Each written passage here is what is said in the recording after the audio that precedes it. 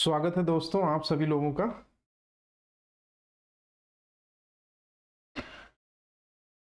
Exam भूमि के इस digital और वर्चुअल प्लेटफॉर्म पर आप मुझे देख रहे हैं। मैं हूं सौरभ नामदेव।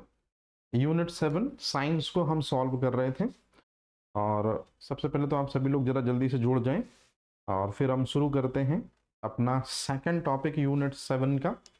पहला टॉपिक हमने कंप्लीट कर लिया था, major scientific institute in India, Bharat के प्रमुख वैज्ञानिक संस्था। और आज जिस टॉपिक को हम कवर करने वाले हैं वो टॉपिक बहुत इंपॉर्टेंट है। हर साल उससे आप देखेंगे प्रीलिम्स में एक आध क्वेश्चन जरूर मिलेगा, पोषण। तो बिना देरी किए हुए सबसे पहले हम शुरू करते हैं आज का टॉपिक कि पोषण क्या है। ध्यान से समझिएगा।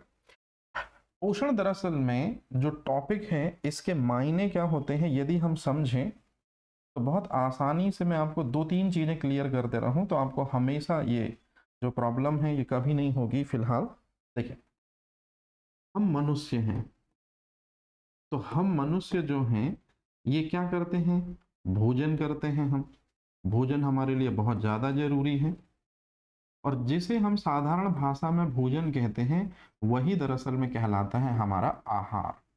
तो मनुष्य जो आहार करता है या मनुष्य जो भोजन करता है, भोजन के माध्यम से ही मनुष्य को प्राप्त होते हैं पोषक तत्व। मतलब मनुष्य के भोजन करने का जो मेन मकसद है वो किन को प्राप्त करना है, पोषक तत्वों को प्राप्त करना है। तो जो मनुष्य है वो भोजन करता है, मतलब भोजन मनुष्य का क्या हो गया, कर्म हो गया। मनुष्य खुद क्या हो गया, कर्ता हो गया। अब मेरी बात ध्यान से सुनेगा। मनुष्य का भोजन करने की जो क्रिया कहलाती है, मनुष्य के द्वारा भोजन करने की जो क्रिया कहलाती है, इसी को हम कहते हैं पोषण। तो सबसे पहले इस टॉपिक का जो सबसे बेसिक है आप उसको समझ लीजिए कि पोषण का मतलब होता है मनुष्य के द्वारा भोजन को ग्रहण किया जाना। और मनुष्य भोजन को ग्रहण करता है, इसका मेन मकसद होता है कि भोजन में जो पोषक तत्व होते हैं वो शरीर के अंदर मनुष्य जो है वो एंटर करवाता है। पोषक तत्व जो होते हैं, जो आपको ऑलरेडी पता ही है कि पोषक तत्वों की दो कैटेगरीज होती हैं। हालांकि हम पोषक तत्वों पर बाद में बात करेंगे उन दो कैटेगरीज के बारे में।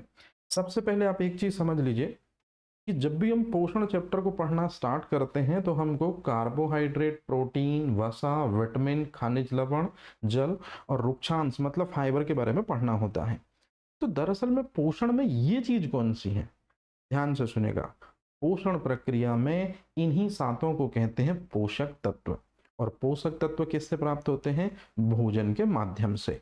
तो सबसे पहले जब हम अपने इस चैप्टर की शुरुआत करते हैं तो इस चैप्टर में हमेशा हम स्टूडेंट को यही बेसिक बताने की कोशिश करते हैं कि भोजन के माध्यम से, ये जो आपको दिख रहा होगा है ना, इसके माध्यम से जब भी व्यक्ति भोजन को करेगा तो अपने शरीर के अंदर वो किसको प्रविष्ट कराएगा, किसकी एंट्री कराएगा, पोषक तत्वों की एंट्री कराएगा। तो पोषक तत्वों में कार्बोहाइड्रेट, पोषक तत्वों में प्रोटीन, पोषक तत्वों में विटामिन, पोषक तत्वों में खनिज लवण, ये आते हैं। तो ये आपको ऑलरेडी पता है। अब जो बात मैं अभी रिपीट कर रहा हूं उसको एक बार फाइनली आप डायग्रामेटिक रिप्रेजेंटेशन में देख लो, क्योंकि इसके बाद सीधे हम सब्जेक्टिव पे आ जाएंगे। तो आपको ये भोजन दिख रहा होगा, ये आपको कुछ व्यक्ति दिख रहे होंगे जो लगातार भोजन कर रहे हैं।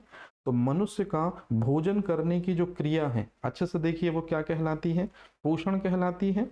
और पोषण प्रक्रिया के जरिए ही मनुष्य जिन चीजों को अपने शरीर के अंदर एंटर कराता है या प्राप्त कराता है वो कहलाते हैं पोषक तत्व।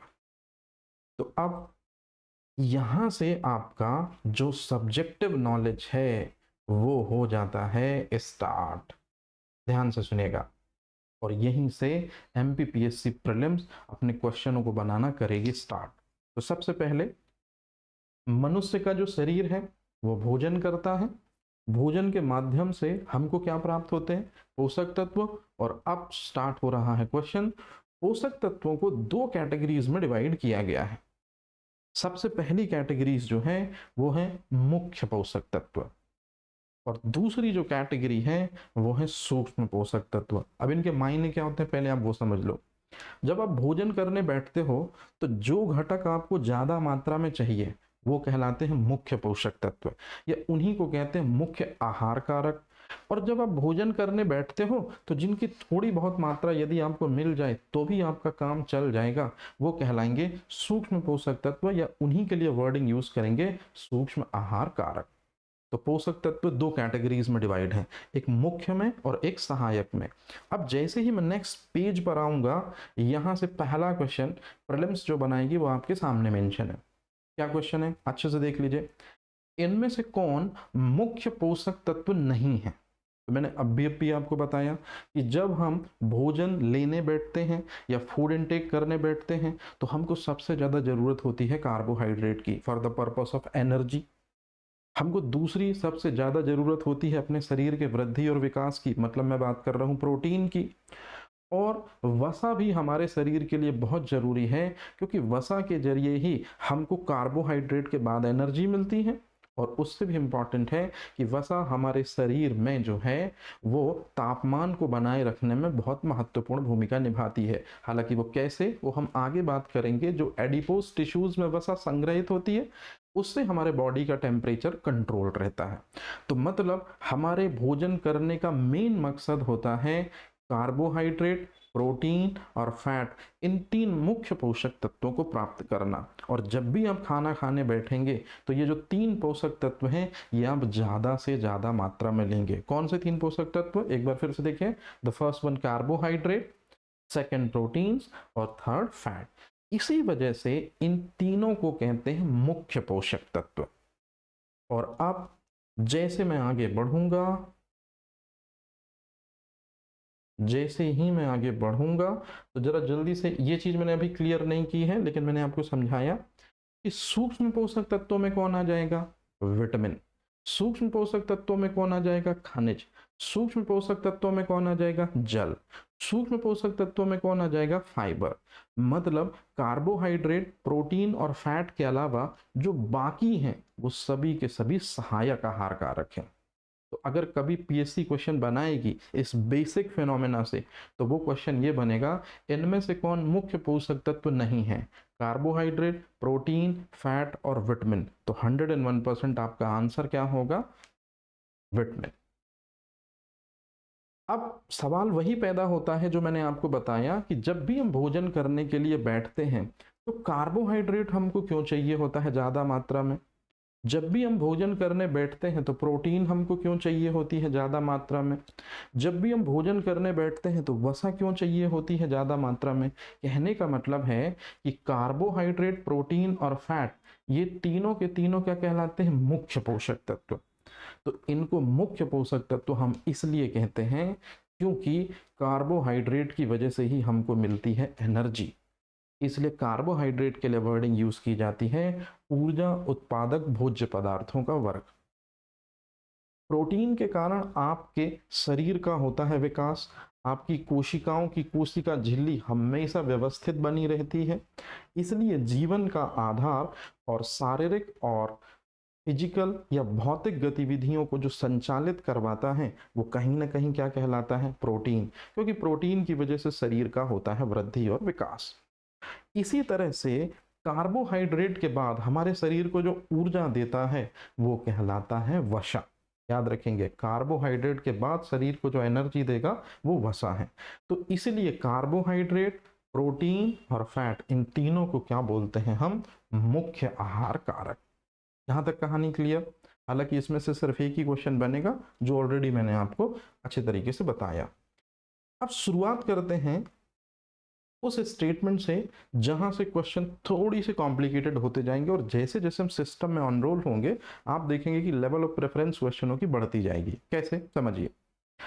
अगर मैं आपसे पूछूं कि पोषक तत्वों का पहली कैटेगरी क्या है, कार्बोहाइड्रेट। दूसरी कैटेगरी क्या है, प्रोटीन। और तीसरी कैटेगरी क्या है, फैट। यहां तक कहानी क्लियर है। अब और भी इंपॉर्टेंट चीज, अगर आप देखें कि कार्बोहाइड्रेट कार्बन, हाइड्रोजन, ऑक्सीजन से बने हुए यौगिक होते हैं, या आपने पढ़ा होगा 6th-7th क्लास में। वसा भी कार्बन, हाइड्रोजन, ऑक्सीजन से बने यौगिक होते हैं, ये भी इंपॉर्टेंट चीज है। अब आप खुद ही देखिए, जो क्वेश्चन है वो आपके सामने मैंने बिल्कुल क्लियर कट लिखा हुआ है कि कार्बोहाइड्रेट और वसा जिनका काम शरीर को एनर्जी देना है, क्योंकि उनमें कार्बन, हाइड्रोजन, ऑक्सीजन है। और प्रोटीन का जो मेन काम होता है शरीर के लिए वृद्धि और विकास करवाना, तो प्रोटीन में ऐसा कौन सा तत्व छुपा हुआ है, प्रोटीन में ऐसा कौन सा एलिमेंट है जो शरीर की वृद्धि और विकास के लिए उत्तरदायी होता है। तो आप अगर बहुत अच्छे से कलरिंग कॉम्बिनेशन को देख रहे होंगे तो ऑलरेडी जिस कलर में लिखा हुआ है वृद्धि और विकास, उसी कलर में एक एलिमेंट छुपा हुआ है, उसी कलर में एक एलिमेंट दिख रहा होगा। जी हाँ, मैं बात कर रहा हूं नाइट्रोजन की। प्रोटीन में कौन सा तत्व होता है जिसकी वजह से शरीर की वृद्धि और विकास होती है? आंसर है नाइट्रोजन। और नाइट्रोजन एक अधातु तत्व है। मतलब जब भी आप प्रोटीन खाते हैं तो आपके शरीर का लगातार वृद्धि और विकास होता चलता है, क्योंकि प्रोटीन में कौन सा तत्व है? नाइट्रोजन, जो लगातार आपकी सेल्स को, लगातार आपके अंगों को क्या करता है? वृद्धि और विकास में तब्दील करता है। तो ये इंपॉर्टेंट चीज है कि प्रोटीन में कौन सा तत्व उपस्थित होता है जो शरीर को वृद्धि और विकास देता है? याद रखेंगे, नाइट्रोजन। अब चूंकि हमारा जो चैप्टर है वो है पोषण, तो सबसे पहले तो आपको ये पता होना चाहिए कि इस चैप्टर का फादर किसे कहते हैं। वो कौन सा व्यक्ति है जिसने सबसे पहले इस चैप्टर की इंपॉर्टेंस को हमको बताया था? तो बड़े आराम से मैं 2-3 चीजें बोल रहा हूँ साइड में आकर, हालांकि 90% चीजें मैंने इसमें लिख दी हैं, आप आराम से देखो मैं बोलना क्या चाहता हूँ। पोषण विज्ञान का जनक जिस साइंटिस्ट को मानते हैं, वो साइंटिस्ट आधुनिक रसायन विज्ञान का पिता भी कहलाता है। मतलब आपने कभी लेवोशियर नाम यदि सुना होगा, तो लेवोशियर जो हैं वो रसायन विज्ञान के पिता हैं। आप में से 90% लोग यही जानते हैं, लेकिन याद रखिएगा, रसायन विज्ञान का पिता जेबर को कहा जाता है।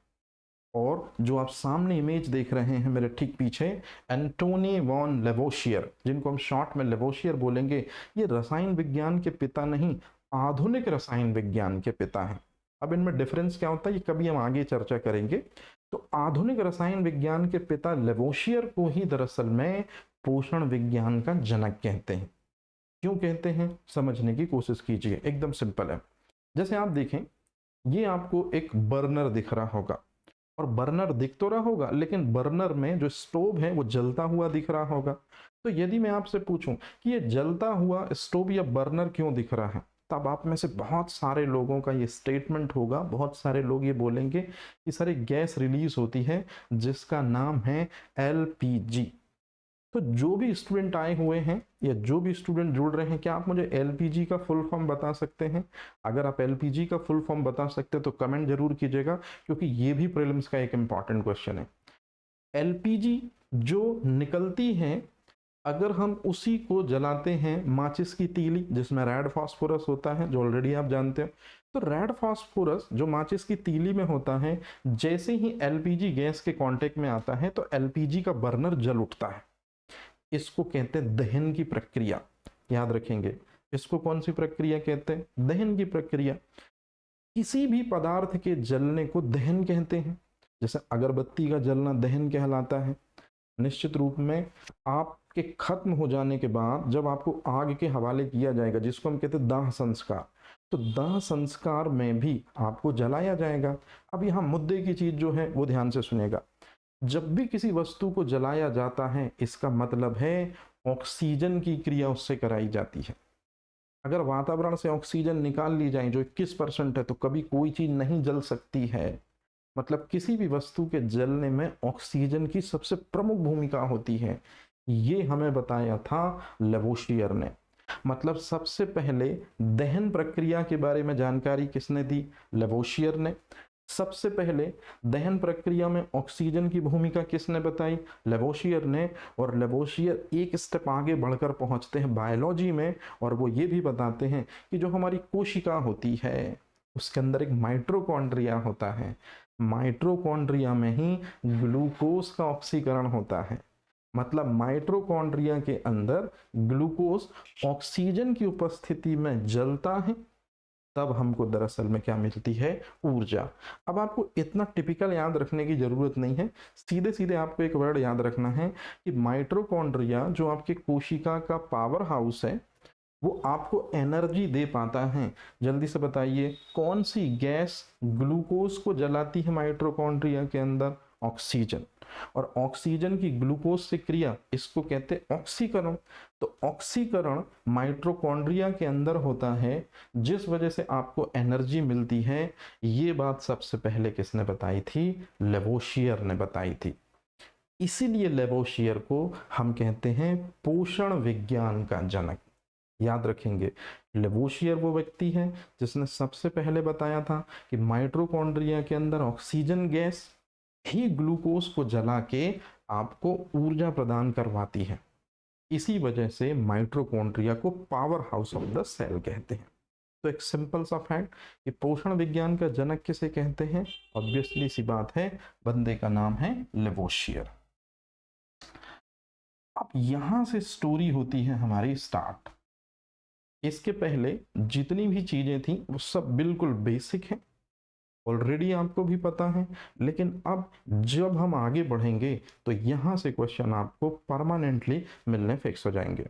तो चलिए शुरुआत करते हैं। जब भी पोषण चैप्टर हम पढ़ते हैं तो carbohydrate, protein, fat, vitamin, minerals, मतलब सभी पोषक तत्वों के बारे में हम पढ़ना स्टार्ट करते हैं। तो बिना देरी किए हुए सबसे पहले इस चार्ट में से हम पढ़ना स्टार्ट करते हैं किसको? कार्बोहाइड्रेट को।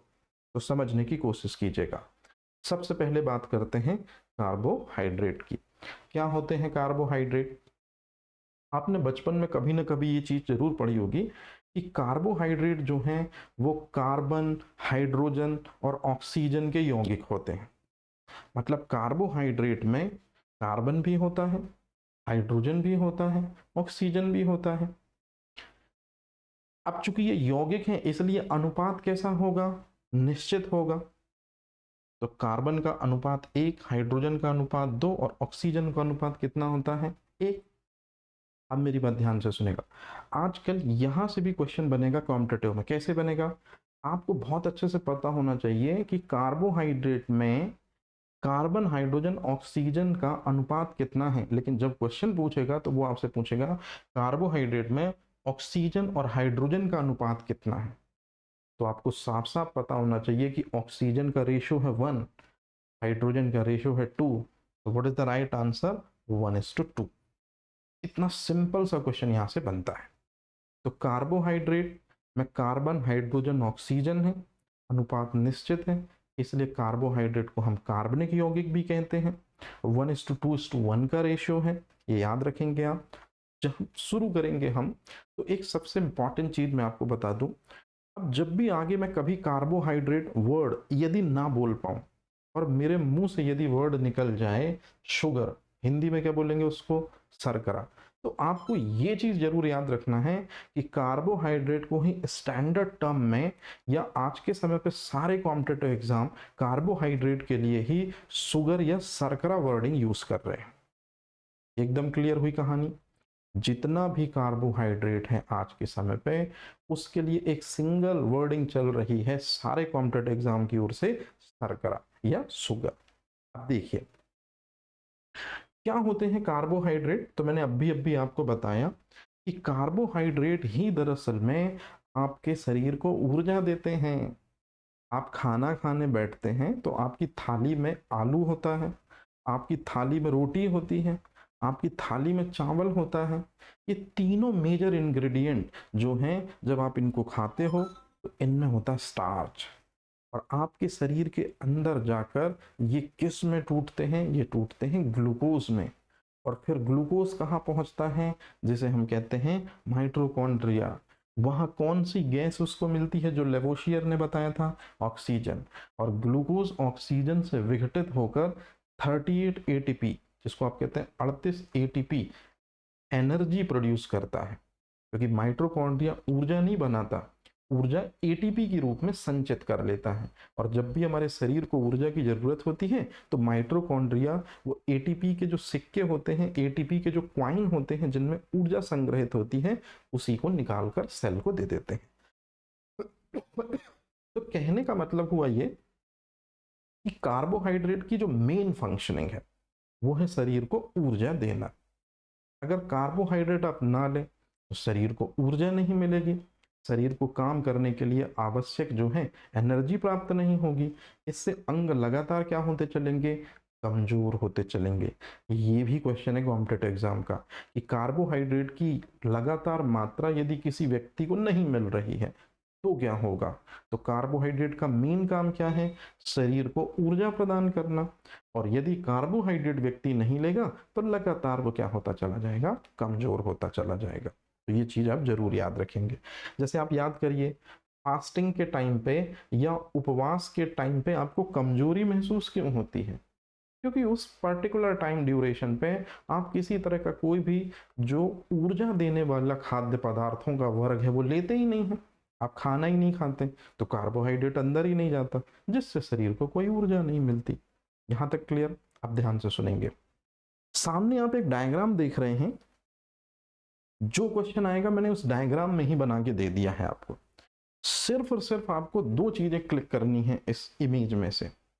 यदि मेरे शरीर को या आपके शरीर को 100% ऊर्जा चाहिए है, जैसे आपका शरीर होगा उसको ऊर्जा की रिक्वायरमेंट होगी, मेरे शरीर को ऊर्जा की रिक्वायरमेंट होगी, आपके फादर, आपके मदर, आपके सिस्टर को, तो हर व्यक्ति के शरीर के हिसाब से अलग अलग ऊर्जा की रिक्वायरमेंट होगी। लेकिन मैंने एक ऑन एवरेज ले लिया है, मीनिंग कि 100%। तो हम सब के लिए ऊर्जा की यदि 100% जरूरत है, तो आप अच्छे से देख लीजिए, आप सभी लोग जो भोजन करने बैठते हैं, उस भोजन करने बैठने में आपके शरीर को 50 टू 75%, 50 से 75% जो ऊर्जा आपके शरीर को देता है वो कार्बोहाइड्रेट ही देता है। तो अब कभी भी मैं आपसे पूछूं कि कार्बोहाइड्रेट का मेन काम बताइए, शरीर को ऊर्जा देना, लेकिन अब आप डाटा के साथ आंसर बताएंगे कि 50 से 75% शरीर को एनर्जी देने का काम कितने परसेंट में से, 100% में से ये कार्बोहाइड्रेट का होता है। और बाकी जो बच गया रिमेनिंग, वो किसका काम होता है, तो वो काम होता है फैट का। तो ये आपको याद रखना है। अब सामने जो कॉम्पिटिटिव एग्जाम पे पूछे जाने वाले क्वेश्चन है वो आप सीधे सीधे देख रहे हैं, और ये थोड़ी कठिन क्वेश्चन है, इनको समझने की पूरी प्रैक्टिस कर लीजिए अच्छे तरीके से, क्योंकि जब तक आप समझेंगे नहीं ये चीज आपके माइंड सेट में क्लियर नहीं होगी। सामने आपको एक पर्सन दिख रहा होगा, वो नॉर्मली वर्कआउट कर रहा है। एक ये बच्ची दिख रही होगी, ये नॉर्मली अपना पढ़ाई लिखाई जो भी काम कर रही है। एक साधारण व्यक्ति को दिन भर में कितनी ऊर्जा की आवश्यकता होती है, तो याद रखेंगे ये सीधा सीधा सा क्वेश्चन है जो आपको पूछा जाएगा कि एक साधारण व्यक्ति को एक दिन के भोजन करने से जो ऊर्जा की औसतन दरकार है वो होती है इतनी, 2900 कैलोरी। मतलब कहने का है कि यदि हम भोजन करने बैठते हैं तो हमको 2900 किलो कैलोरी क्या चाहिए है, एनर्जी चाहिए। तो एक सामान्य व्यक्ति को, जैसे आप सभी लोग एक नॉर्मल स्टूडेंट हैं, आपके फादर निश्चित रूप में गवर्नमेंट सर्वेंट होंगे या प्राइवेट सेक्टर पे काम करने वाले होंगे, आपके मदर हाउस वाइफ होंगी, है ना। तो मैं बात कर रहा हूँ अपन लोगों की जो नॉर्मल काम करते हैं। तो नॉर्मल काम करने वाले व्यक्तियों को 2900 किलो कैलोरी भोजन में से एनर्जी चाहिए होती है। लेकिन वहीं यदि कोई बंदा कठिन परिश्रम करने लगे, यदि कोई बंदा बहुत हार्ड वर्किंग करने लगे, बहुत मेहनत का काम करने लगे, जैसे आप मट्टी खोदने लगो, गड्ढा बनाने लगो, सीवर लाइन में काम करने लगो, किसी ऊंचे टीले पर चढ़ने का कोई काम हो, है ना, या बहुत ज़्यादा ऐसा वर्क जिसमें आपकी बहुत ज़्यादा एनर्जी लगती है, तो जब भी कठिन परिश्रम करना पड़ता है तो कठिन परिश्रम करने में शरीर को ऊर्जा की जरूरत सामान्य के मुकाबले ज़्यादा हो जाती है। और इसी वजह से आपने देखा होगा, आप यदि 4 चपाती या 3 या 4 रोटी खाते हैं, लेकिन जो मजदूर होते हैं, मेहनतकश लोग होते हैं, उनकी खुराक या उनकी डाइट ज़्यादा होती है। तो कहानी एकदम क्लियर है, बिल्कुल सिंपल है कि जो लोग कम खाना खाते हैं उनको ऊर्जा की ज़रूरत कम है, लेकिन जो लोग खाना ज़्यादा खाते हैं इसका मतलब है कि उनके शरीर को ऊर्जा की ज़्यादा ज़रूरत है। तो जब आप कठिन परिश्रम करते हैं तो कठिन परिश्रम करने के लिए शरीर को कितनी एनर्जी चाहिए, याद रखेंगे, कठिन परिश्रम करने के लिए शरीर को एनर्जी 2900 से थोड़ी सी ज़्यादा चाहिए, 3500 से 4000 किलो कैलोरी। और यही आपका कॉम्पिटिटिव का सिंपल सा क्वेश्चन है कि कठिन परिश्रम करने पर मनुष्य को कितनी एनर्जी चाहिए होती है। तो 2900 नॉर्मल कंडीशन में, लेकिन जब आप हार्ड वर्क करते हैं तो उस कंडीशन में बॉडी को ज़्यादा फूड और ज़्यादा एनर्जी चाहिए होती है। कितना? 3500 से 4000 किलो कैलोरी। तो ये एकदम क्लियर आपको याद रखना है। अब जो आप सामने डायग्राम देख रहे हैं, इस डायग्राम को मैं आपको बना के बताता हूं और इसी डायग्राम से पूरे कार्बोहाइड्रेट के क्वेश्चन हम एक ही चार्ट में कवर कर लेंगे। तो अब हम पढ़ने वाले हैं कार्बोहाइड्रेट का विभाजन, या अब हम पढ़ने वाले हैं कार्बोहाइड्रेट का वर्गीकरण। तो इसको प्लीज आप बहुत अच्छे से समझिएगा, क्योंकि यदि आपने ये चीज समझ लिया कि कार्बोहाइड्रेट का जो वर्गीकरण है या कार्बोहाइड्रेट के कितने प्रकार होते हैं, तो कार्बोहाइड्रेट के बेसिकली कितने प्रकार होते हैं? 3 प्रकार होते हैं। पहला प्रकार कार्बोहाइड्रेट का होता है, आपने ये चीज जरूर पढ़ी होगी, मोनोसैकेराइड। दरअसल में सैकेराइड वर्ड जो है, याद रखेंगे, ये शुगर के लिए यूज होता है। सैकेराइड वर्ड का मतलब होता है शुगर, और मोनो का मतलब होता है carbon hydrogen oxygen, simple ratio. दूसरा होता है डायसैकेराइड। डायसैकेराइड का मतलब होता है कि जब 2 मोनोसैकेराइड आपस में मिलते हैं तब बनता है डायसैकेराइड। और एक तीसरी कैटेगरी होती है कार्बोहाइड्रेट में, उसे हम कहते हैं पॉलीसैकेराइड। पॉलीसैकेराइड का मतलब होता है कि जब बहुत सारे मोनोसैकेराइड आपस में मिलते हैं तब बनता है पॉलीसैकेराइड। हालांकि ये बेसिक आपको याद नहीं रखना, इसमें से कोई क्वेश्चन नहीं बनेगा। हाँ, अब शुरुआत हो रही है मेन चीज। मोनोसैकेराइड के उदाहरण कौन कौन से हैं, अब आपको ये थोरो याद होने चाहिए। तो मैं आपकी मदद करता हूं, आराम से आप देखो और मेरे साथ में बोलते भी चलिएगा। सबसे पहला मोनोसैकेराइड में जो एग्जाम्पल आता है, सबसे पहले मोनोसैकेराइड में जो एग्जाम्पल आता है उसका नाम है ग्लूकोज। तो जी हाँ, जो ग्लूकोज है अच्छे से देख लीजिए, वो क्या कहलाता है? मोनोसैकेराइड का एग्जाम्पल है। दूसरे नंबर पर आता है आपका ग्लूकोज के बाद जो सबसे इंपॉर्टेंट चीज है उसको हम कहते हैं फ्रक्टोज। कभी ना कभी आपने ये चीज जरूर सुनी होगी, नहीं भी सुनी होगी तो मैं सारी चीजों को एक एक करके क्लियर कराता। फ्रक्टोज। और तीसरी जो चीज होती है, जो ब्रेन शुगर कहलाती है, जिसको हम सबसे इंपॉर्टेंट चीज कहते हैं गैलेक्टोज।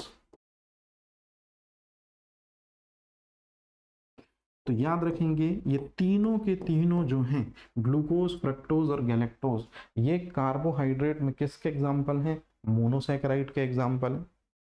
अब उससे भी इंपॉर्टेंट चीज, इन तीनों का फॉर्मूला एक ही होता है, लेकिन अगर आप इसकी संरचना देखो तो वो आपको अलग अलग दिखेगी।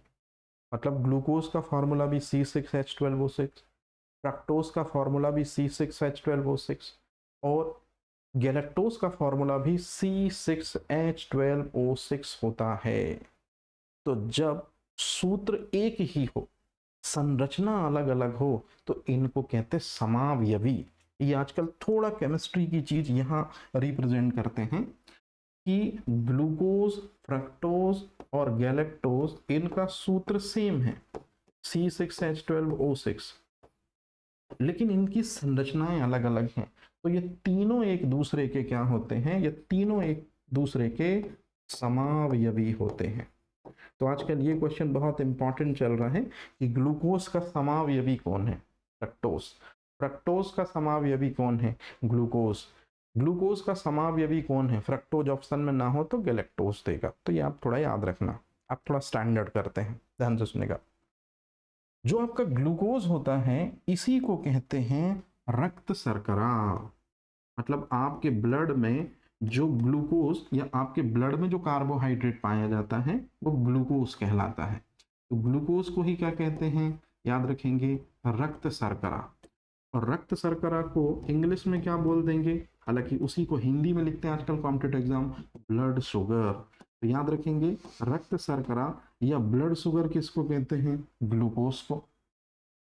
जितने भी फल आप खाते हैं, और सभी फल खाने में आपको मीठे लगते हैं, तो यदि आप फल खाते हैं और फल खाने में आपको क्या लगते हैं, मीठे लगते हैं, तो उसमें कौन सा कार्बोहाइड्रेट मौजूद है? आंसर है फ्रक्टोज। आपने कभी ना कभी शहद जरूर खाया होगा, तो शहद में जो मिठास होती है या शहद जो मीठा लगता है, वो दरअसल में किसकी वजह से लगता है? फ्रक्टोज की वजह से। आप ध्यान से सुनेंगे, जितने भी फल होते हैं उन सब की मिठास फ्रक्टोज की वजह से होती है। इसी वजह से फ्रक्टोज को कहते हैं फल शर्करा। तो ये जो चीज है ये आजकल बहुत चल रही है कि फल शर्करा या फ्रूट शुगर किसे कहते हैं। क्यों कहते हैं? क्योंकि फल का मतलब हो गया फ्रूट और शर्करा का मतलब मैंने आपको पहले ही बताया था, फलों में पाया जाने वाला कार्बोहाइड्रेट, जिसकी वजह से फल मीठे लगते हैं। तो जितने भी फल आप खाते हैं और वो सब यदि आपको मीठे लगते हैं, तो वो किसकी वजह से लगते हैं? फ्रक्टोज की वजह से लगते हैं। अच्छा, अब ध्यान से सुनेंगे, गैलेक्टोज जो है इसको मस्तिष्क की शर्करा कहते हैं। जैसे आपने ये चीज तो जरूर सुनी होगी, ये आपका जो मस्तिष्क होता है वो किससे मिलकर बनता है?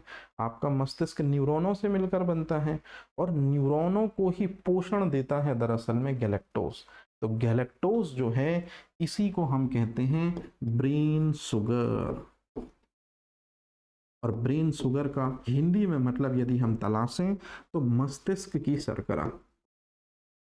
तो यदि आपसे कोई पूछे कि मस्तिष्क की शर्करा किसे कहते हैं, तो आपको याद रखना है मस्तिष्क की जो शर्करा है वो हम गैलेक्टोज को कहते हैं। देख लीजिए अच्छे से, कार्बोहाइड्रेट में मोनोसैकेराइड से यही क्वेश्चन बनेंगे। इनके अलावा भी कुछ क्वेश्चन बनेंगे, वो हम चार्ट में अलग से देखते चलेंगे। तो सबसे पहले आपको ये पता होना चाहिए मोनोसैकेराइड के उदाहरण क्या हैं और किसे क्या कहते हैं। जैसे मैं अगर पूछूं ब्रेन शुगर किसे कहते हैं? गैलेक्टोज को। फल शर्करा या फ्रूट शुगर किसे कहते हैं? फ्रक्टोज को। रक्त शर्करा या ब्लड शुगर किसे कहते हैं? ग्लूकोज को। तो ये आपको क्लियर है। अब ध्यान से सुनेंगे, अब हम चलते हैं डायसैकेराइड की तरफ।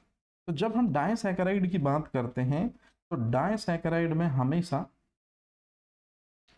जब दो मोनोसैकेराइड मिलते हैं तब डायसैकेराइड बनता है। तो सबसे पहले हम डायसैकेराइड के एग्जांपल देख लेते हैं। तो डायसैकेराइड का सबसे पहला एग्जांपल है माल्टोज। ये आपको याद रखना है।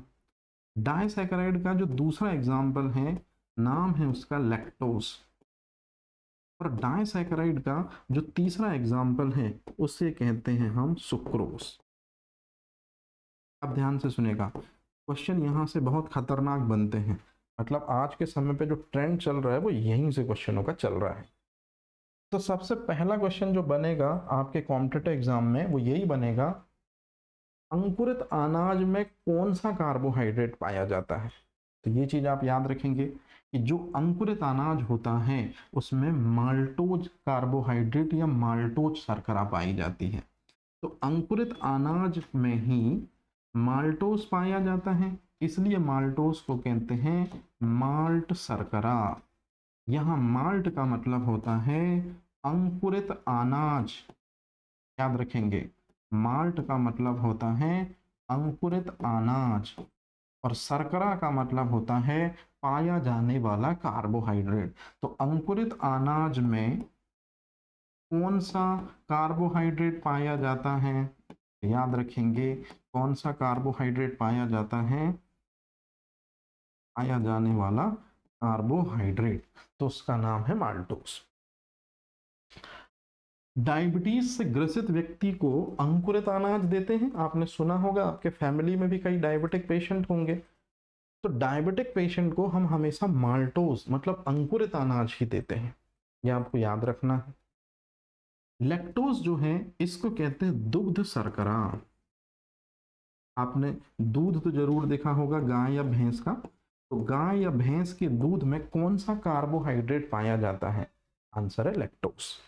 तो यदि मैं आपसे पूछूं कि दूध में कौन सा कार्बोहाइड्रेट पाया जाता है, तो दूध में पाया जाने वाला कार्बोहाइड्रेट आंसर है लैक्टोज।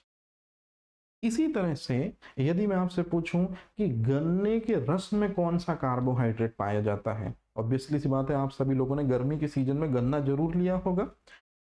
तो गन्ने का जो रस होता है उसमें जो कार्बोहाइड्रेट पाया जाता है उसका नाम है सुक्रोज। इसलिए सुक्रोज को कहते हैं केन शुगर। याद रखेंगे, ये केन का मतलब है, गन्ने को इंग्लिश में शुगर केन बोलते हैं, ये वहीं से वर्ड आया है, शुगर केन पूरा ना लेकर केन। तो केन शुगर या गन्ने में पाई जाने वाली कार्बोहाइड्रेट। अब ध्यान से सुनेगा, गन्ने में कौन सा कार्बोहाइड्रेट पाया जाता है, तो आप बोलेंगे सुक्रोज पाया जाता है। अब अगर मैं गन्ने को निचोड़ लूं तो क्या मिल जाएगा मुझे, गन्ने का रस। जल्दी से बताइए, गन्ने के रस में कौन सा कार्बोहाइड्रेट पाया जाता है, सुक्रोज। और फिर गन्ने के रस से ही तो बनती है दरअसल में क्या, चीनी। तो जल्दी से बताइए, चीनी में कौन सा कार्बोहाइड्रेट पाया जाता है, सुक्रोज। और चीनी से तो ही बनता है दरअसल में, या चीनी के बाद आपने देखा होगा गन्ने के रस से हम गुड़ भी बनाते हैं, तो गुड़ में भी या चीनी में क्या पाया जाता है, सुक्रोज। यहां तक कहानी क्लियर। अब इसके बाद जब हम और आगे चलते हैं तो पॉलीसैकेराइड के एग्जाम्पल में 4 एग्जाम्पल आपको बहुत अच्छे से याद रखने हैं। पहले नंबर पर है स्टार्च। ये क्वेश्चन पीएससी ने ही पूछा था। इनमें से पॉलीसैकेराइड का उदाहरण क्या है, तो पॉलीसैकेराइड का उदाहरण क्या है, नो डाउट स्टार्च। दूसरे नंबर पर है सेलुलोज। तीसरे नंबर पर है ग्लाइकोजन।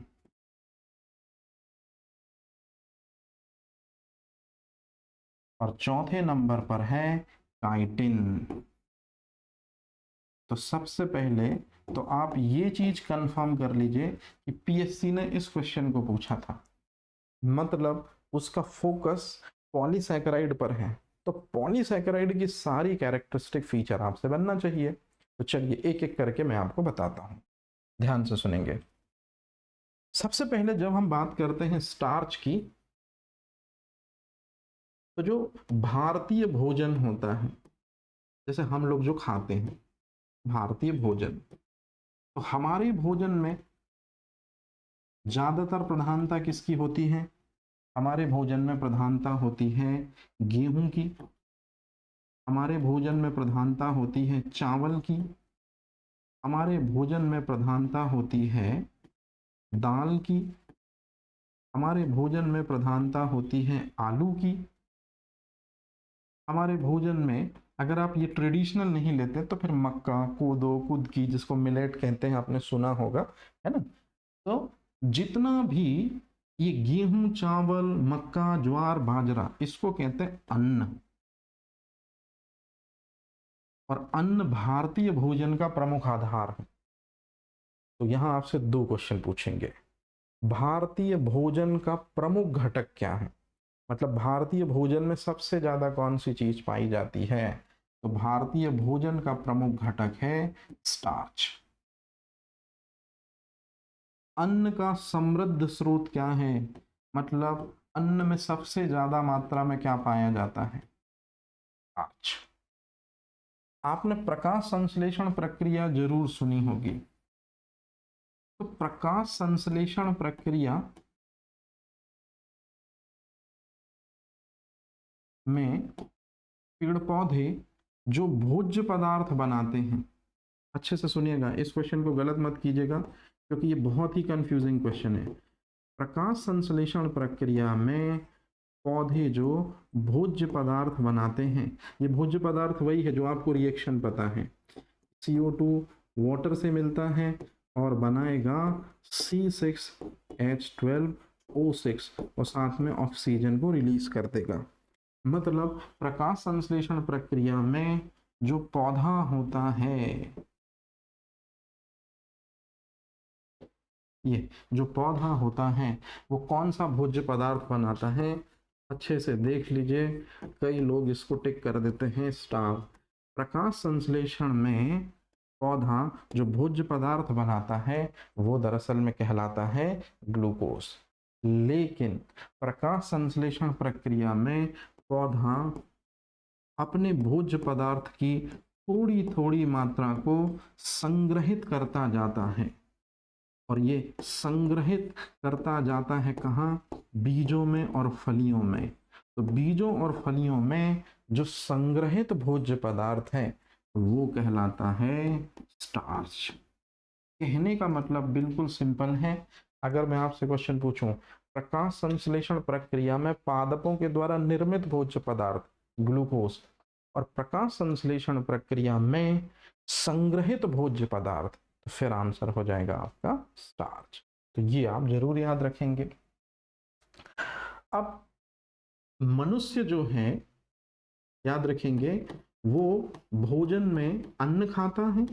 मतलब मनुष्य जो है वो यदि अन्न खाता है मतलब स्टार्च खाता है। इसी को कॉम्पिटिटिव एग्जाम आज के टाइम पे ऐसे पूछते हैं कि मनुष्य किसका पाचन करता है। तो अन्न में कौन सी चीज होती है बेटा जी, स्टार्च। तो मनुष्य जो होता है उसमें अन्न को वो खाएगा और अन्न में क्या होगा, स्टार्च। इसका मतलब है मनुष्य जो है वो स्टार्च का पाचन करता है। ये क्वेश्चन बहुत इंपॉर्टेंट है, आपको ये बहुत अच्छे से याद रखना है। लेकिन वहीं अगर मेरा कहना हो कि जो जानवर होते हैं स्पेशली शाकाहारी जानवर, जैसे गाय हो गए, बैल हो गया, बकरी हो गया, है ना, तो शाकाहारी जो जानवर होते हैं वो प्रमुखतया क्या खाते हैं, तो वो चारा खाते हैं। और चारा कहलाता है साइंस की भाषा में सेलुलोस। तो जल्दी से बताइए, यदि मैं आपसे क्वेश्चन पूछूं कि मनुष्य किसका पाचन करता है, तो आंसर हो गया स्टार्च। लेकिन यदि मैं पूछूं कि शाकाहारी जानवर किसका पाचन करते हैं, तो शाकाहारी जानवर जो खाएगा उसी को तो पाचन करेगा, मतलब आंसर हो जाएगा सेलुलोस। अब आपने एक चीज जरूर सुनी होगी सेलुलोस के बारे में कि जब कोशिका चैप्टर हम पढ़ते हैं और स्पेशली जब हम पादप कोशिका का चित्र बनाते हैं, तो पादप कोशिका का सबसे बाह्य आवरण कोशिका भित्ति कहलाता है। तो यदि ये पादप कोशिका हो गई, तो पादप कोशिका का सबसे बाह्य आवरण कहलाता है कोशिका भित्ति। और पादप कोशिका की कोशिका भित्ति किससे मिलकर बनती है, सेलुलोस से मिलकर बनती है। तो ये क्वेश्चन भी आपसे पूछा जाता है कि पादप कोशिका की कोशिका भित्ति किससे मिलकर बनती है, आंसर है सेलुलोस से मिलकर बनती है। जानवर क्या खाते हैं, अच्छे से देख लीजिए, जानवर क्या खाते हैं, सेलुलोस खाते हैं, मतलब शाकाहारी जानवर सेलुलोस का पाचन करते हैं। तो ये चीज आपको पता होनी चाहिए। अब सेलुलोस के बाद जो अगला है हमारा वो है ग्लाइकोजन। तो ग्लाइकोजन से बस दो क्वेश्चन बनते हैं। कौन कौन से दो क्वेश्चन, उपवास के दौरान आपके शरीर को ऊर्जा कौन देता है, क्योंकि उपवास के दौरान हम स्टार्च तो खाते नहीं हैं। तो उपवास के दौरान हमारे शरीर को एनर्जी देता है तीसरा नंबर का पॉलीसैकेराइड, मतलब ग्लाइकोजन। ये आपको याद रखना है। अब यदि मैं आपसे पूछूं कि जो ये ग्लाइकोजन है इसका संग्रहण कहाँ पर होता है, तो ग्लाइकोजन का जो संग्रहण होता है, ये ग्लाइकोजन हमारे शरीर में कहाँ पर होता है, ग्लाइकोजन हमारे शरीर में मिलेगा, यहाँ मिलेगा। कहाँ पर मिलेगा, या तो लीवर में और या तो मिलेगा मांसपेशियों में। तो उपवास के दौरान हमारे शरीर को एनर्जी कौन देगा, याद रखेंगे ग्लाइकोजन देता है। उससे भी इंपॉर्टेंट चीज कि ग्लाइकोजन का संग्रहण हमारे शरीर में कहां पर होगा, लीवर में होगा या तो मांसपेशियों में होगा। तो ग्लाइकोजन से सिर्फ ये दो ही क्वेश्चन बनते हैं और ये ही आपको बहुत अच्छे से याद रखना है। और सबसे लास्ट में आता है काइटिन। तो काइटिन के बारे में मैं कुछ भी लिखूं उससे पहले आपको ये चीज बहुत अच्छे से पता होना चाहिए कि काइटिन क्या है। याद रखेंगे, काइटिन मोनोसैकेराइड है क्या, नहीं। काइटिन डाइसैकेराइड है क्या, नहीं। काइटिन क्या है, पॉलीसैकेराइड। तो पहले ये चीज आपको बहुत अच्छे से क्लियर होनी चाहिए। अब जितने भी ऑर्थोपोड्स होते हैं आपने शायद कभी सुना होगा ऑर्थोपोडा संघ सुना होगा, जंतु जगत का सबसे बड़ा संघ, उसी में आते हैं कीट वगैरह। तो कीट मतलब होता है जिनके पास होते हैं 6 पैर। मतलब कितने जोड़ी, अब ये तो बिल्कुल सिंपल सा क्वेश्चन हो गया, कितने जोड़ी मतलब 3 पेयर, 3 जोड़ी। एक एग्जांपल मैं आपको बता देता हूं, कॉकरोच। तो जो कॉकरोच होता है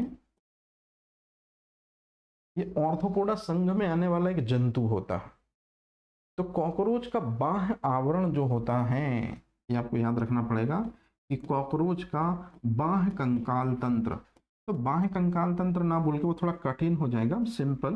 कॉकरोच का बाह्य आवरण किससे मिलकर बनता है? काइटिन से मिलकर बनता है। ये आपको याद रखना पड़ेगा बहुत अच्छे तरीके से। और अब जो सबसे इंपॉर्टेंट चीज इसमें पूछी जाती है, यदि मैं एक यीस्ट नामक कवक का चित्र बनाऊं, कभी ना कभी आपने यीस्ट के बारे में सुना होगा। जो यीस्ट है, जिसको हिंदी में ग्रामीण अंचलों में खमीर भी बोलते हैं, तो जो यीस्ट है या खमीर है, इसका भी सबसे बाह्य आवरण कोशिका भित्ति कहलाता है। लेकिन मेरी बात बड़े ध्यान से सुनिएगा, यीस्ट की कोशिका भित्ति सेलुलोज से नहीं वरन काइटिन से मिलकर बनती है। ये वही काइटिन जो कॉकरोच या ऑर्थोपोडा संघ के जंतुओं का एक्सोस्केलेटन सिस्टम फॉर्म करता है। तो जो भी यीस्ट है, यीस्ट की जो कोशिका भित्ति होती है वो किससे मिलकर बनती है? काइटिन से। तो जो भी चीज आपसे पूछी जाएगी कार्बोहाइड्रेट में, वो सारी चीजें हमने इधर मेंशन कर दी। अब एक एक करके जो भी चीज मैंने पढ़ाई है, इन चीजों को आप एक एक करके इमेज के फॉर्म में देख लो और अपने नॉलेज को बिल्कुल स्पेसिफिक एकदम सॉलिड कर लो। कैसे? चलिए स्टार्ट करते हैं वही स्टोरी जहां हम थे। तो सबसे पहले कार्बोहाइड्रेट में आप खुद ही देख लीजिए, कार्बोहाइड्रेट की 3 कैटेगरीज हैं। पहला है मोनोसैकेराइड, उसमें एग्जांपल में आपको देखिए ग्लूकोज साफ साफ दिख रहा होगा, फ्रक्टोज दिख रहा होगा, गैलेक्टोज दिख रहा होगा। डाइसैकेराइड में आपको सुक्रोज, माल्टोज, लैक्टोज दिख रहा होगा। और सबसे इंपॉर्टेंट चीज जो पॉलीसैकेराइड है, उसमें सिर्फ और सिर्फ आपको दिख रहा होगा स्टार्च, ग्लाइकोजन और सेलुलोज, मतलब काइटिन छुपा लिया गया है। तो काइटिन के बारे में ऑलरेडी मैंने आपको इन्फॉर्मेशन दे दी कि जितने भी कवक होते हैं उन सब की कोशिका भित्ति मतलब बाह्य आवरण किनसे मिलकर बनता है? काइटिन से मिलकर बनता है। जितने भी ऑर्थोपोड्स होते हैं उनका कंकाल तंत्र किससे मिलकर बनता है? काइटिन से मिलकर बनता है। इस तरह से अब आप इमेजिनरी फॉर्म पे सबसे पहले चीजें देख लो। तो शुरुआत करते हैं हम मोनोसैकेराइड से। मोनोसैकेराइड के सबसे पहले आप एग्जाम्पल देखो, मैंने आपको बताया था मोनोसैकेराइड का पहला एग्जाम्पल है ग्लूकोज। ये आपको ग्लूकोज सूत्र है C6H12O6, लेकिन आप संरचना देखो अलग दिख रही होगी आपको। इसी तरह से दूसरे नंबर पर आता है गैलेक्टोज, उसका सूत्र भी है C6H12O6, लेकिन आप संरचना देखो अलग दिख रही होगी आपको। और तीसरे नंबर पर आता है फ्रक्टोज, उसका भी सूत्र है C6H12O6, लेकिन संरचना आपको अलग दिख रही होगी। तो मैंने आपको बताया था कि तीनों का सूत्र एक है लेकिन संरचना अलग अलग है, तो इसलिए तीनों कहलाते हैं एक दूसरे के आइसोमर, मतलब समावयवी। तो पहला क्वेश्चन आपसे जो मैंने आपको बताया था कि कौन किसका समावयवी है, तो ये तीनों एक दूसरे के क्या हैं? समावयवी हैं। अब सबसे पहले जब हम पढ़ना स्टार्ट करते हैं तो हम शुरू करते हैं ग्लूकोज से। तो देखिए ग्लूकोज में मैंने क्या बताया आपको, सबसे पहले ग्लूकोज में मैंने आपको ये चीज बताया कि प्रकाश संश्लेषण प्रक्रिया जब होती है तो प्रकाश संश्लेषण प्रक्रिया में पौधे कौन सा भोज्य पदार्थ बनाते हैं? याद करिए, CO2, ये वातावरण से CO2, भूमि से जल, जैसे कि साइड में ये बना हुआ है, साइड जल, ग्लूकोज, और ये तो जो ये ग्लूकोज है यही भोज्य पदार्थ है। तो प्रकाश संश्लेषण प्रक्रिया में पौधे कौन सा भोज्य पदार्थ बनाकर अपना पोषण प्राप्त करते हैं? ग्लूकोज बनाकर। लेकिन यदि मैं पूछूं कि इसी ग्लूकोज की थोड़ी थोड़ी सी मात्रा को बीजों और फलियों में संग्रहित करते जाते हैं, तो प्रकाश संश्लेषण प्रक्रिया में संग्रहित भोज्य पदार्थ कौन सा है? तब आंसर ग्लूकोज नहीं होगा, तब आंसर होगा फ्रक्टोज, सॉरी तब आंसर होगा स्टार्च। ये आपको याद रखना है। अब एक डिसीज होती है जिसके बारे में आपने जरूर सुना होगा, डायबिटीज के बारे में। ये चीज मैंने आपको नहीं पढ़ाई है, लेकिन इसको आप बहुत अच्छे से देखिए, इससे बहुत सारे क्वेश्चन बनते हैं। डायबिटीज दरअसल में कहते हैं डायबिटीज मेलिटस। सर बेंटिंग और बेस्ट ने इस डिसीज को खोजा था। तो बेंटिंग और बेस्ट ने हमको ये समझाने की कोशिश की थी, या ये बताया था कि जब हमारे ब्लड में ग्लूकोज की मात्रा बढ़ जाए, तब हमको जिस समस्या से गुजरना पड़ता है उसे डायबिटीज कहते हैं। मतलब डायबिटीज मेलिटस का संबंध रक्त में किस कार्बोहाइड्रेट के बढ़ जाने से होता है? ग्लूकोज के बढ़ जाने से होता है। तो आपसे क्वेश्चन पूछा जाएगा कि रक्त में ग्लूकोज की अधिकता से कौन सी बीमारी होती है? आंसर है डायबिटीज मेलिटस।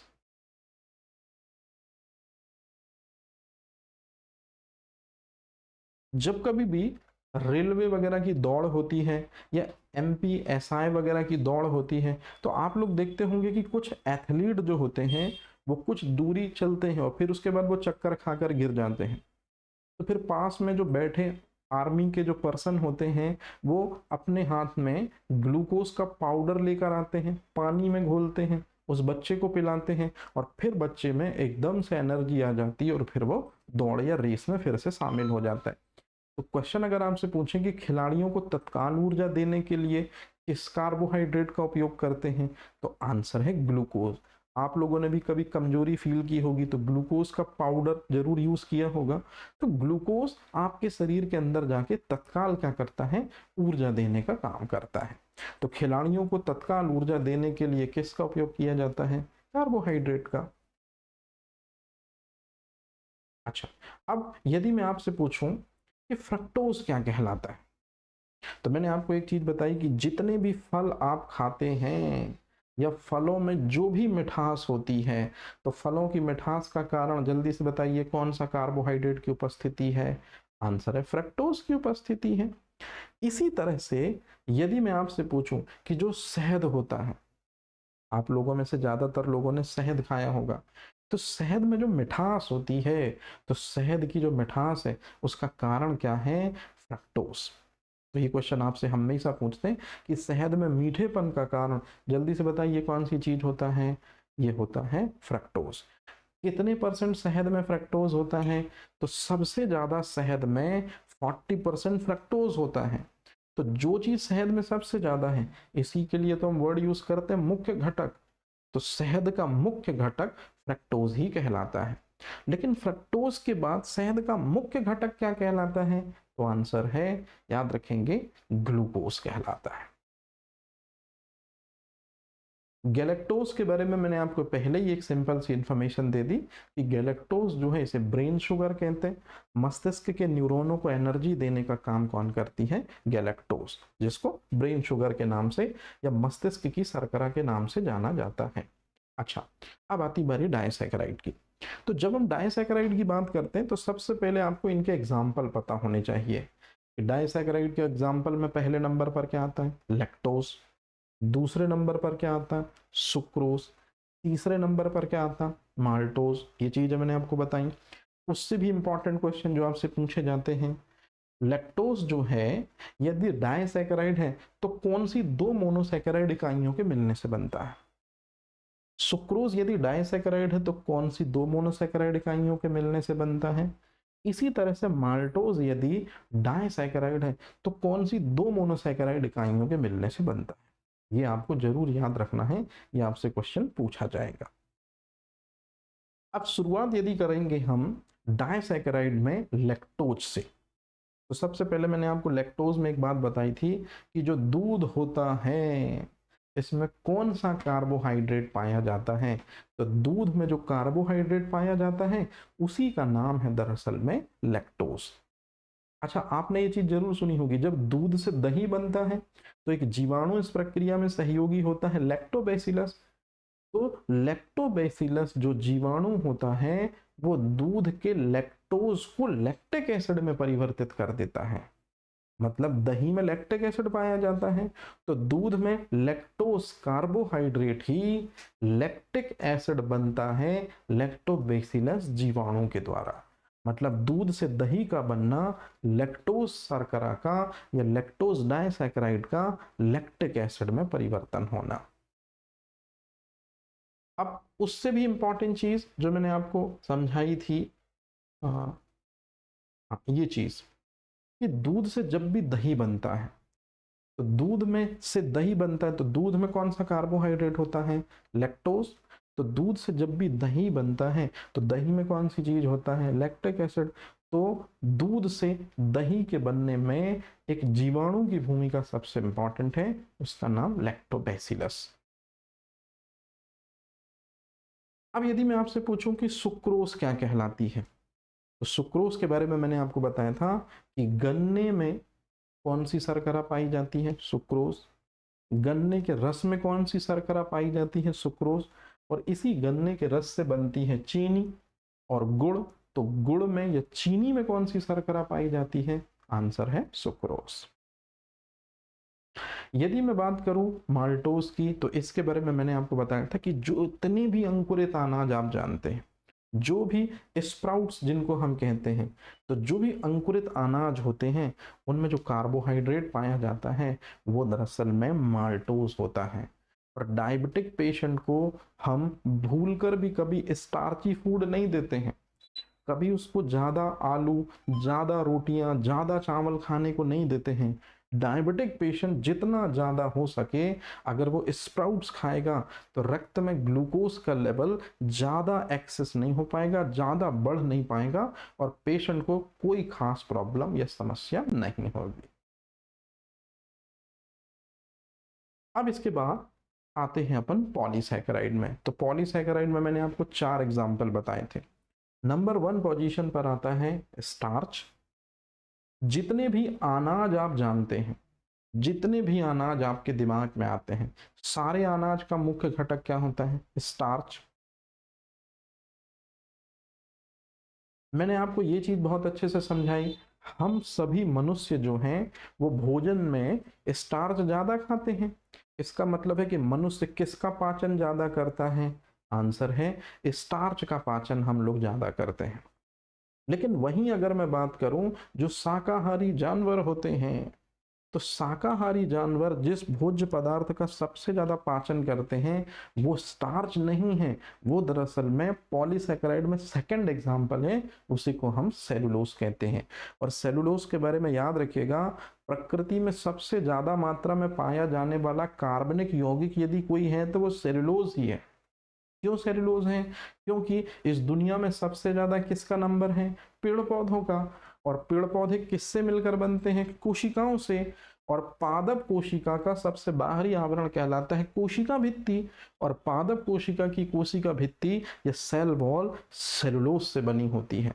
मतलब हमारे आसपास जितने भी पेड़ पौधे हैं उनमें यदि कोशिका भित्ति है तो उसमें सेलुलोज होगा ही होगा।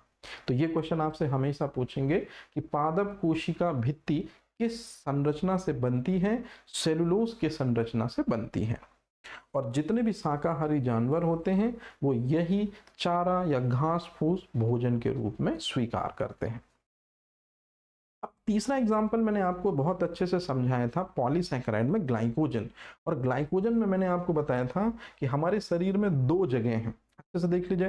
पहली जगह है मानव शरीर की सबसे बड़ी ग्रंथि या मानव शरीर का सबसे बड़ा आंतरिक अंग, नाम है लीवर। तो लीवर में सबसे ज्यादा मात्रा में और मांसपेशियों में सबसे ज्यादा मात्रा में पाया जाता है ग्लाइकोजन, याद रखेंगे। और यही ग्लाइकोजन आवश्यकता पड़ने पर हमारे शरीर को एनर्जी देता है, तब जब हम उपवास रहते हैं। तो उपवास के दौरान हमारे शरीर को एनर्जी कौन देता है? याद रखेंगे, कार्बोहाइड्रेट का कौन सा पोर्शन देता है? ग्लाइकोजन देता है। अब यदि क्वेश्चन पूछा जाए कि काइटिन क्या है, तो मैंने आपको बहुत अच्छे से सिखाया था कि पॉलीसैकेराइड के 4 एग्जाम्पल में काइटिन भी आता है। और जितने भी कॉकरोच, जितने भी मच्छर मक्खी का बाह्य कंकाल तंत्र होता है, मतलब मच्छर मक्खी है ना, ये सभी के सभी कॉकरोच, तिलचट्टे, कीट वगैरह, ये सभी ऑर्थोपोडा संघ में आते हैं। तो ऑर्थोपोडा संघ में आने वाले सभी जीवों का जो बाह्य आवरण है वो काइटिन से मिलकर बनता है। लेकिन यदि आप स्क्रीन पे देख रहे हो तो ये जो गोला आपको दिख रहा है ये यीस्ट की एक कोशिका है। तो यीस्ट की यदि एक कोशिका है तो सबसे बाहरी आवरण कोशिका भित्ति कहलाता है। तो यीस्ट की कोशिका भित्ति किससे मिलकर बनती है? यीस्ट की कोशिका भित्ति मिलकर बनती है सेलुलोज से, या स्टार्च से, या ग्लाइकोजन से, या काइटिन से। ये आप बताएंगे मेरे को। और इस तरह से हमारा यहाँ टॉपिक नंबर 1 मतलब कार्बोहाइड्रेट पूरी तरह से होता है कंप्लीट। तो कार्बोहाइड्रेट से रिलेटेड जो भी क्वेश्चन है इसमें हमने सारे कवर कर लिए। न्यूट्रिशन का थोड़ा सा बेसिक देखा। इससे ज़्यादा कॉम्पिटिटिव एग्जाम स्पेशली पीसीएस और जो छोटे मोटे एग्जामिनेशन है वो नहीं जाएंगे। तो सबसे पहले आप इनको कवर करने की कोशिश कीजिएगा। अगर ये सारे फैक्ट आपको बनते हैं तब इसके बाद आप दूसरे किसी सोर्सेस को यूज करिएगा, या मेरे हिसाब से मोर देन इनफ है ना। अब चलते हैं अपन, या अब हम स्टार्ट करेंगे जो नेक्स्ट टॉपिक है वो है प्रोटीन। तो प्रोटीन और फैट थोड़े से छोटे टॉपिक हैं क्योंकि ज़्यादातर क्वेश्चन कार्बोहाइड्रेट से और विटामिन से आते हैं, तो इन पे हम ज़्यादा टाइम देंगे। प्रोटीन और फैट से उतने इंपॉर्टेंट क्वेश्चन नहीं आते, इसलिए जो अब हम अगला टॉपिक स्टार्ट करेंगे उसमें हम स्टार्ट करेंगे प्रोटीन से और इसके बाद करेंगे फैट। Thank you.